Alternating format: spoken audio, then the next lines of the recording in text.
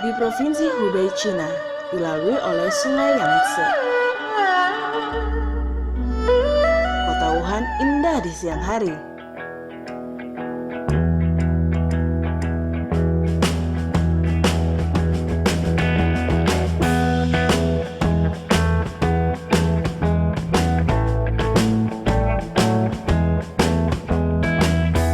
Apalagi malam hari.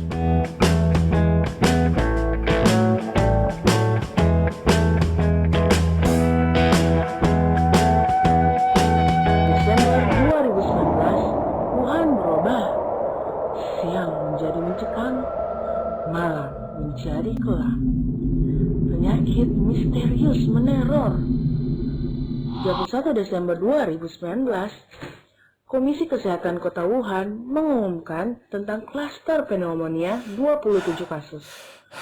Sesuai laporan South China Morning Post pada 13 Maret 2020, sebanyak 266 orang terpapar penyakit ini sebelum Januari 2020. Penyakit ini disebabkan oleh 2019 Novel Coronavirus 2019 nCoV. Pada tanggal 11 Februari 2020, WHO mengumumkan nama penyakit ini adalah Coronavirus Disease 19, COVID-19. Pada hari yang sama, International Committee on Taxonomy of Viruses, atau disingkat ICTV, secara resmi mengumumkan nama virus penyebabnya adalah Severe Acute Respiratory Syndrome Coronavirus 2 atau SARS-CoV-2.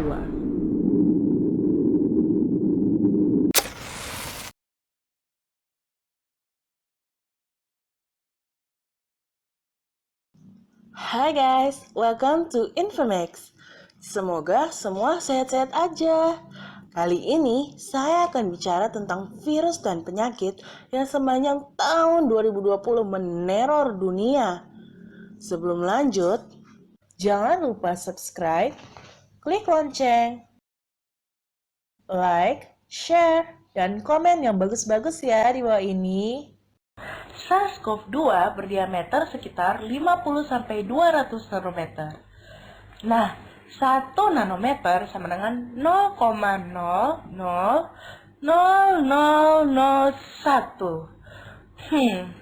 Berapa nol itu? Ya, pokoknya sama dengan 10 pangkat minus 6 mm. Sangat kecil ya.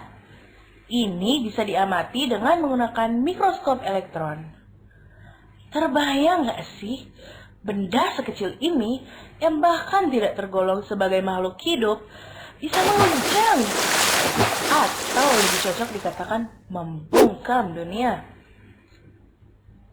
Struktur SARS-CoV-2 terdiri dari S, E, M, E, N atau semen, yaitu S untuk spike protein, E untuk envelope, yaitu membran lipid, yang sangat rentan dan rapuh terhadap sabun dan alkohol. Itulah sebabnya mencuci tangan menggunakan sabun atau hand sanitizer berbasis alkohol menghancurkan virus ini. M untuk membran protein, E untuk envelope protein, dan di bagian dalam N untuk nukleokapsid protein yang terikat pada untai tunggal RNA ribonucleic acid atau asam ribonukleat yang mengandung informasi genetik.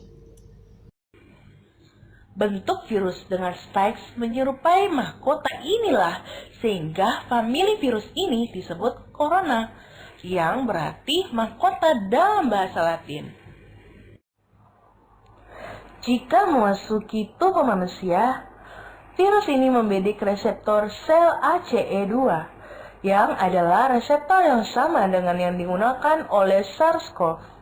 Saat spike ketemu reseptor ACE2 pada permukaan sel, ini bagaikan kunci ketemu lock.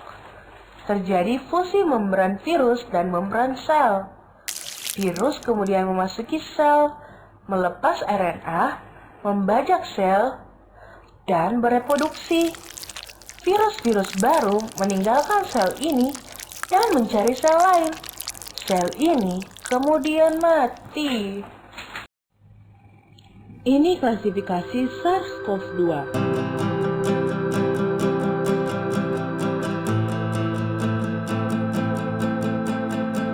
Jadi, kita bisa lihat bahwa SARS-CoV-2 termasuk dalam famili besar virus corona. Famili virus corona terdiri dari 4 genus, yaitu Alpha coronavirus, Beta coronavirus, Gamma coronavirus, dan Delta coronavirus.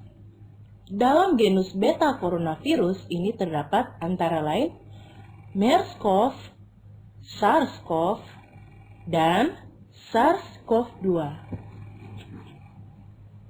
MERS-CoV yang pertama teridentifikasi di Arab Saudi tahun 2012 berasal dari kelelawar, kemudian ke onta, dan kemudian spillover ke manusia.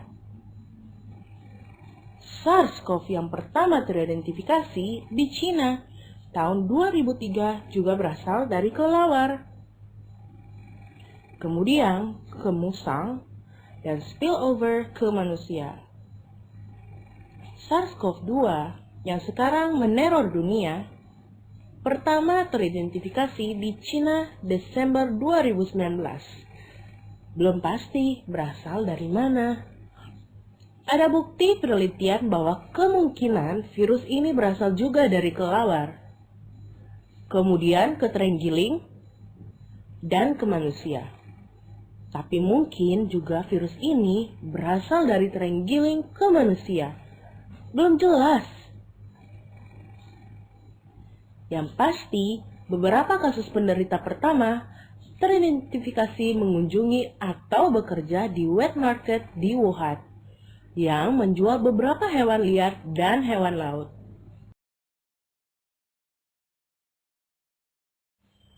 Dari sini virus ini menyebar ke seluruh dunia. Puluhan juta orang terinfeksi dan ratusan ribu orang yang meninggal dunia. Penyebarannya melalui droplets atau percikan cairan yang terkontaminasi virus.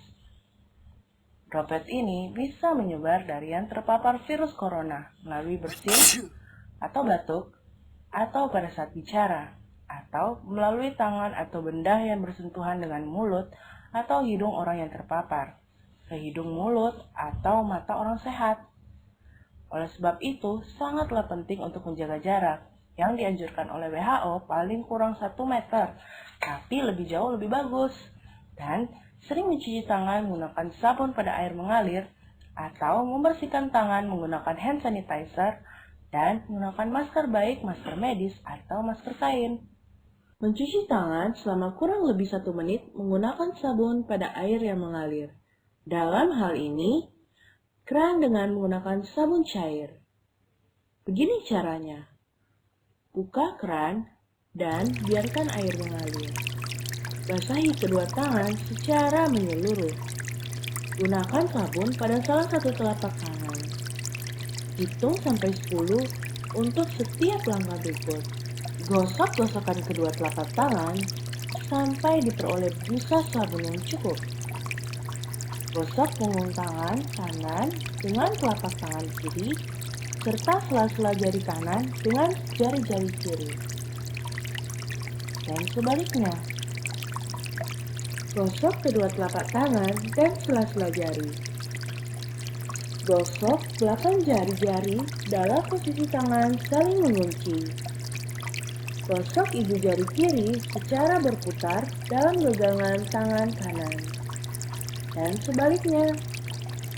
Gosokkan dengan memutar ujung jari-jari kiri pada telapak kanan. Dan sebaliknya. Bilas kedua tangan. Keringkan tangan dengan menggunakan tisu. Gunakan tisu yang sama untuk menutup keran.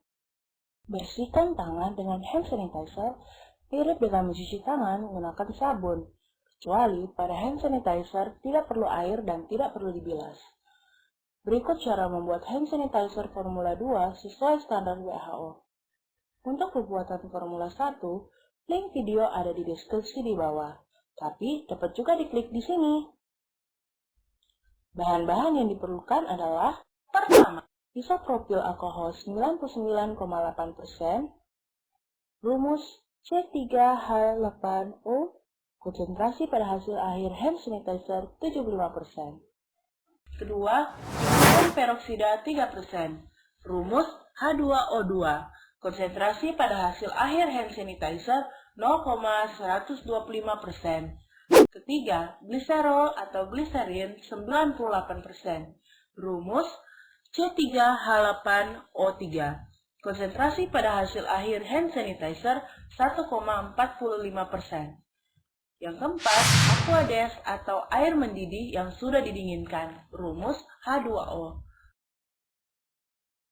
Jadi yang diperlukan, volume isopropil alkohol sama dengan volume hand sanitizer kali 75 bagi 99,8. Volume hidrogen peroksida sama dengan volume hand sanitizer kali 0,125 bahagi 3. Volume gliserol sama dengan volume hand sanitizer kali 1,45 bahagi 98. Kita tinggal memasukkan volume hand sanitizer yang akan dibuat ke dalam rumus. Dan kita akan tahu berapa banyak masing-masing bahan yang dibutuhkan. Misalkan kita ingin membuat hand sanitizer sebanyak 5 liter atau 5000 ml. Maka masing-masing bahan yang dibutuhkan adalah volume isopropil alkohol sama dengan 5000 kali 75 per 99,8 sama dengan 3758 ml. Volume hidrogen peroksida sama dengan 5000 kali 0,125 bahagi 3 sama dengan 208 ml. Volume gliserol sama dengan 5000 kali 1,45 bahagi 98 sama dengan 74 ml. Sisanya aquades sama dengan 960 ml. Selanjutnya, alat-alat yang digunakan untuk pembuatan hand sanitizer Formula 2 ini sama dengan alat-alat yang digunakan untuk Formula 1. Cara pembuatan hand sanitizer Formula 2 ini mirip dengan cara pembuatan Formula 1. Bedanya hanya pada takaran isopropil alkohol pada Formula 2 dan etanol pada Formula 1. Ini juga mengakibatkan perbedaan takaran aquades pada kedua formula. Kadar alkohol pada hasil akhir untuk Formula 2 adalah 70-80%. Sedangkan untuk Formula 1 adalah 75-85%. Nah guys, misalkan saya akan membuat hand sanitizer sesuai Formula 2 WHO dan ternyata membutuhkan 37.500 ml isopropil alkohol. Berapa mililiter volume hand sanitizer yang akan saya buat? Cantumkan jawaban Anda di komen di bawah. Cara menggunakan masker medis atau masker bedah. Sebelum menggunakan masker, cuci tangan Anda dengan sabun atau menggunakan hand sanitizer berbasis alkohol. Pegang masker pada talinya. Ingat, jangan menyentuh bagian tengah masker untuk menghindari kontaminasi. Periksa masker, jangan gunakan masker bekas atau masker robek atau kotor. Yang di atas adalah yang ada kawatnya. Bagian yang putih yang di dalam, bagian biru atau hijau yang di luar. Gunakan masker pada wajah untuk menutup hidung, mulut, dan dagu. Kaitkan tali di telinga. Tekan bagian kawat kedua sisi hidung agar mengikuti bentuk hidung. Pastikan tidak ada celah antara masker dan wajah. Sebelum melepas masker, cuci tangan Anda menggunakan sabun atau menggunakan hand sanitizer berbasis alkohol. Lepas masker dengan memegang tali di bagian telinga terlebih dahulu. Tundukkan kepala, kemudian lepaskan masker. Masker medis hanya untuk sekali pakai. Buang pada tempat sampah tertutup. Cuci tangan Anda setelah melepas masker. Masker kain bisa dibuat sendiri atau beli. Masker kain terdiri dari 3 lapisan. Lapisan luar adalah anti air, lapisan tengah sebagai filter, bagian dalam adalah penyerap air. Pemakaian masker kain mirip dengan masker medis, kecuali masker kain yang masih bagus bisa dipakai kembali setelah dicuci. Masa inkubasi yaitu 2-14 hari. Tapi kasus yang luar biasa 0-27 hari. Gejala umum COVID-19 adalah demam, suhu di atas 38 derajat Celcius, batuk kering, serta sesak napas. Gejala lain yang bisa muncul adalah diare, sakit kepala, hilangnya kemampuan mengecap rasa atau mencium bau, serta adanya ruam di kulit. Guna memastikan diagnosis COVID-19, tes berikut dilakukan. Rapid test untuk mendeteksi antibodi IgM dan IgG yang diproduksi oleh tubuh untuk melawan virus corona. Prosedur pemeriksaan rapid test dimulai dengan mengambil sampel darah dan kemudian diteteskan ke lubang atau well pada alat rapid test. Selanjutnya, cairan buffer untuk menandai antibodi akan diteteskan di tempat yang sama. Hasilnya akan berupa garis yang akan muncul 10-15 menit sesudahnya. Garis hanya pada kontrol adalah indikasi negatif. Garis pada kontrol dan pada IgM atau IgG atau keduanya indikasi positif. Hasil rapid test COVID-19 positif kemungkinan besar menunjukkan positif terinfeksi virus corona. Namun bisa juga berarti Anda terinfeksi kuman atau virus yang lain. Jadi dianjurkan untuk dilanjutkan dengan tes PCR. Sebaliknya, hasil rapid test COVID-19 negatif belum tentu menandakan bahwa Anda mutlak terbebas dari virus corona. Swab test atau tes PCR untuk mendeteksi virus corona di dalam dahak. Prosedur pemeriksaan diawali dengan pengambilan sampel dahak, lendir, atau cairan dari nasofaring, yaitu bagian antara hidung dan tenggorokan, bagian orofaring, yaitu bagian antara mulut dan tenggorokan, atau paru-paru pasien yang diduga terinfeksi virus corona. Selanjutnya, sampel dahak akan diteliti di laboratorium dengan menggunakan PCR atau polymerase chain reaction. CT scan atau ronsen dada untuk mendeteksi infiltrat atau cairan di paru-paru.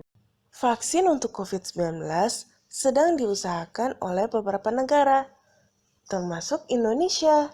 Semoga vaksin yang aman dan efektif lekas tersedia. Namun, sambil menunggu itu, tetaplah jaga jarak, pakai masker, dan sering cuci atau bersihkan tangan. Oke guys, sekian dan sampai ketemu di video yang lain. Tetap sehat ya. Bye.